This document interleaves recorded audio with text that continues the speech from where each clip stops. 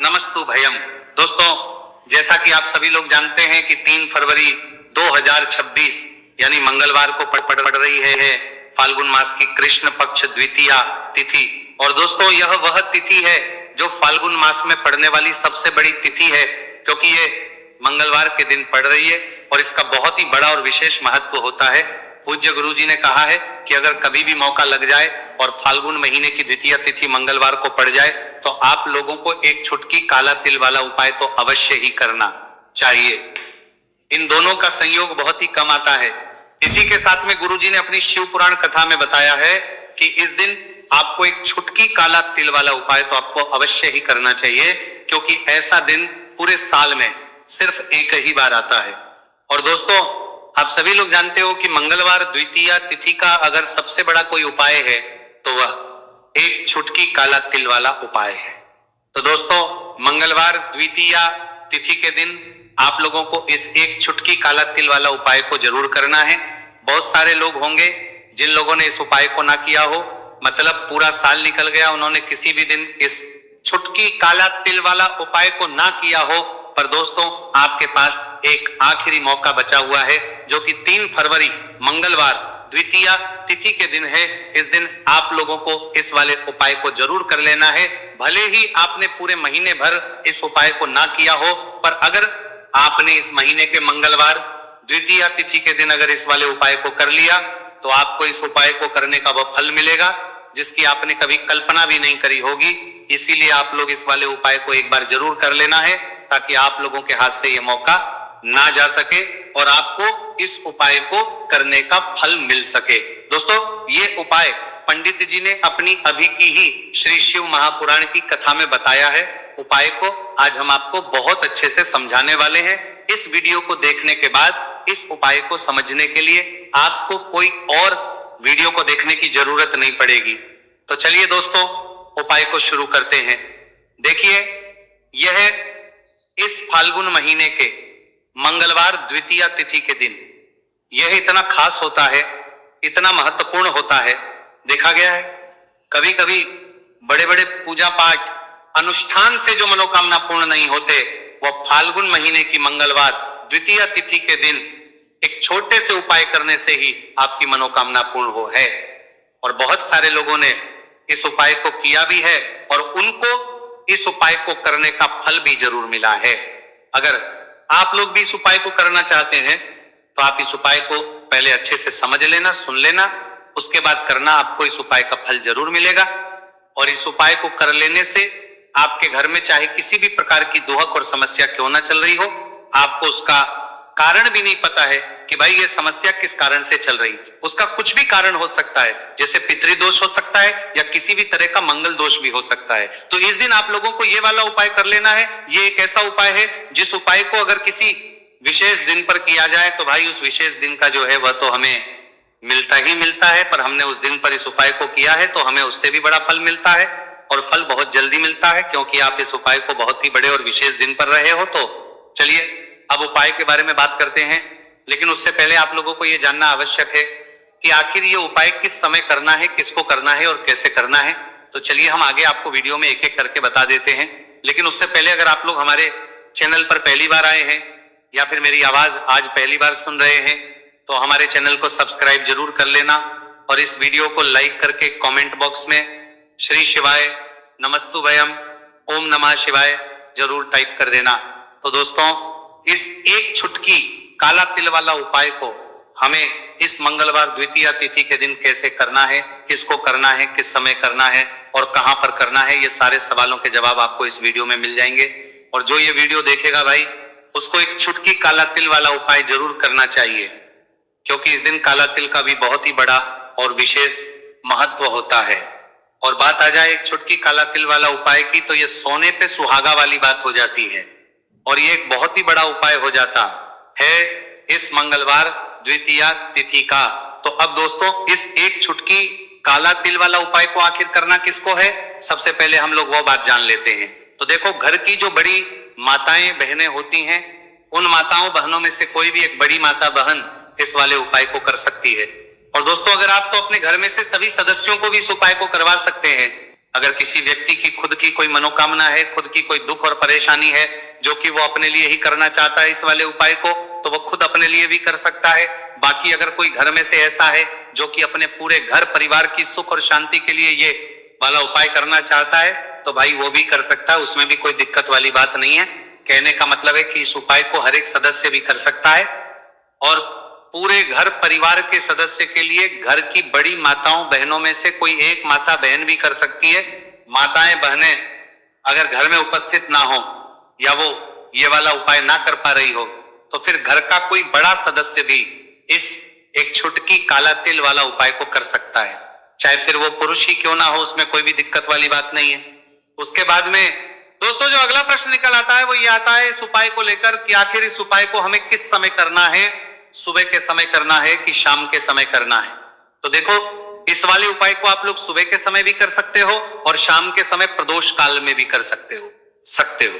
अब अगर आप पूछो कि भाई सबसे उत्तम समय कौन सा रहेगा इस एक छुटकी काला तिल वाला उपाय को करने का, तो हम आपसे बस यही कहेंगे कि इस उपाय को आप सुबह के समय करेंगे तो ज्यादा बेहतर होगा। बाकी अगर प्रदोष काल शाम के समय भी करेंगे तो भी अच्छा होगा, उसमें कोई भी दिक्कत वाली बात नहीं है।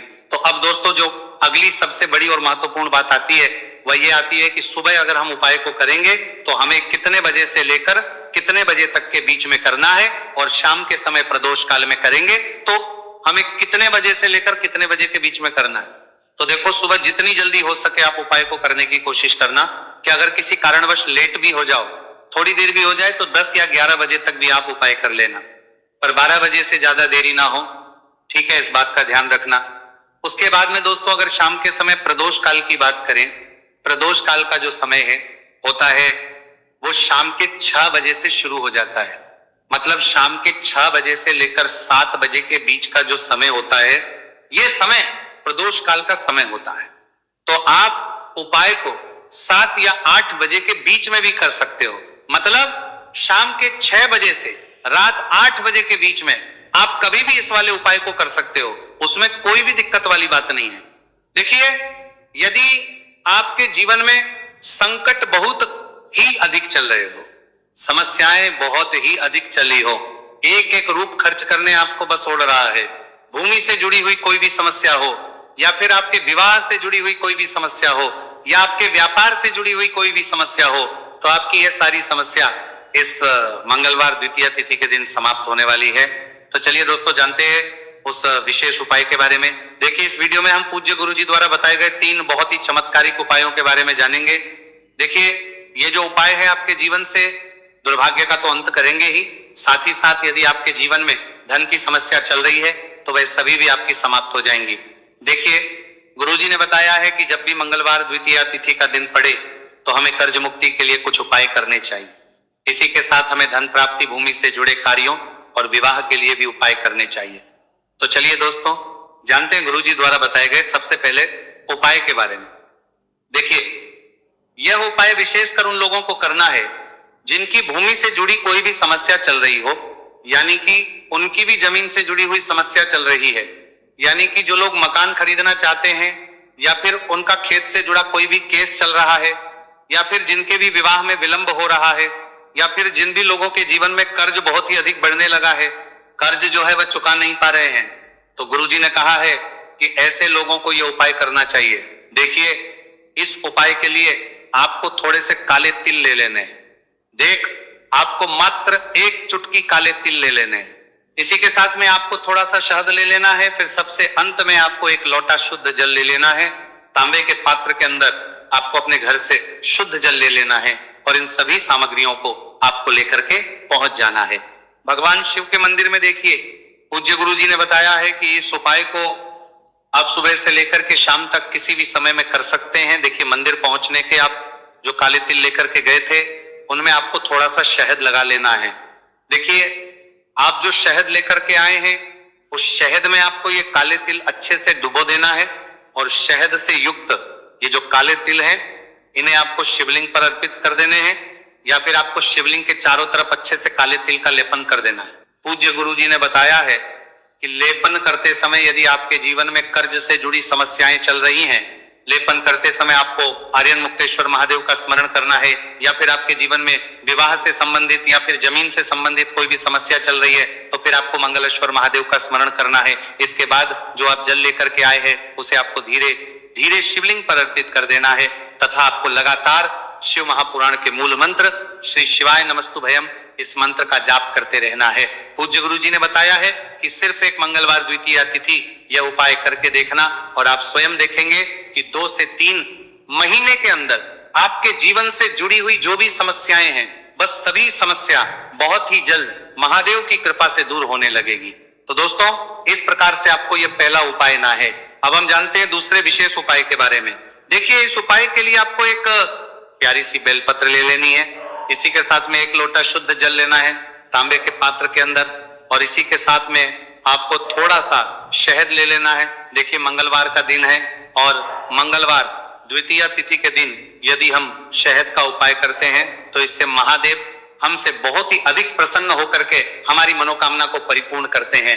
देखिए दोस्तों, यदि आपको बेलपत्र नहीं मिल पाती है तो आप भगवान शिव के शिवलिंग पर जो बेलपत्र छड़ी हुई होती है उसे शुद्ध जल से धो करके उसका उपयोग कर सकते हैं। तो इन सभी सामग्रियों को आपको भगवान शिव के मंदिर में लेकर के पहुंच जाना है। गुरुजी ने कहा है कि इस उपाय को भी आप सुबह से लेकर के शाम तक किसी भी समय में कर सकते हैं।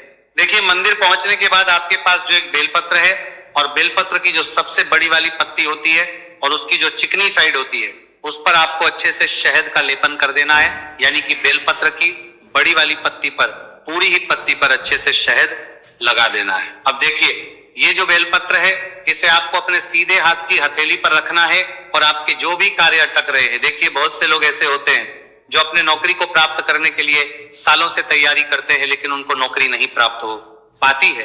बहुत से ऐसे लोग होते हैं जो बहुत ही मेहनत करते हैं, धन भक्ति के लिए बहुत अधिक प्रयास करते हैं लेकिन फिर भी उनको धन प्राप्त नहीं हो पाता है।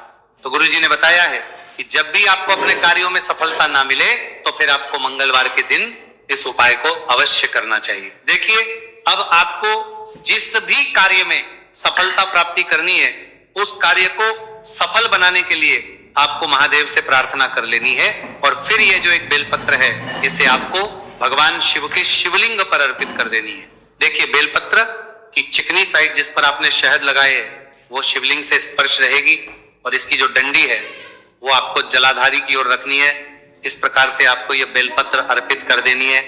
अब देखिए, आप जो 1 लोटा जल लेकर के आए हैं उसे आपको भगवान शिव के शिवलिंग पर धीरे धीरे अर्पित कर देना है। श्री शिवाय नमस्तुभयम इस मंत्र का जाप करते हुए देखिए, जैसे ही ये जल शिवलिंग से होकर के जलाधारी की ओर बह करके आएगा तो इसे आपको थोड़ा सा अपने सीधे हाथ की हथेली में झेल लेना है। इस जल को आपको अपनी दोनों आंखों पर लगा लेना है और इस जल का थोड़ा सा छिड़काव आपको अपने शरीर पर कर लेना है।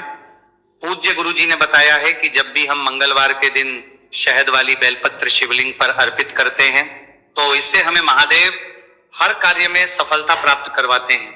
यदि हमें अपनी मेहनत करने के बावजूद भी पर्याप्त मात्रा में सफलता नहीं मिल पा रही है तो गुरुजी ने कहा है कि आपको मंगलवार द्वितीया तिथि के दिन यह चमत्कारिक उपाय अवश्य ही कर लेना है। अब दोस्तों, हम जान लेते हैं गुरुजी द्वारा बताए गए तीसरे विशेष उपाय के बारे में। देखिए, इस उपाय के लिए भी आपको मात्र 1 लोटा शुद्ध जल ले लेना है तांबे के पात्र के अंदर। फिर इसी के साथ में आपको एक प्यारी सी बेलपत्र ले लेनी है। बेलपत्र आपको ध्यान रखना है कि कैसे भी कटी हुई खंडित नहीं होनी चाहिए। अब देखिए, मात्र 2 सामग्री लेकर के आपको भगवान शिव के मंदिर में पहुंच जाना है।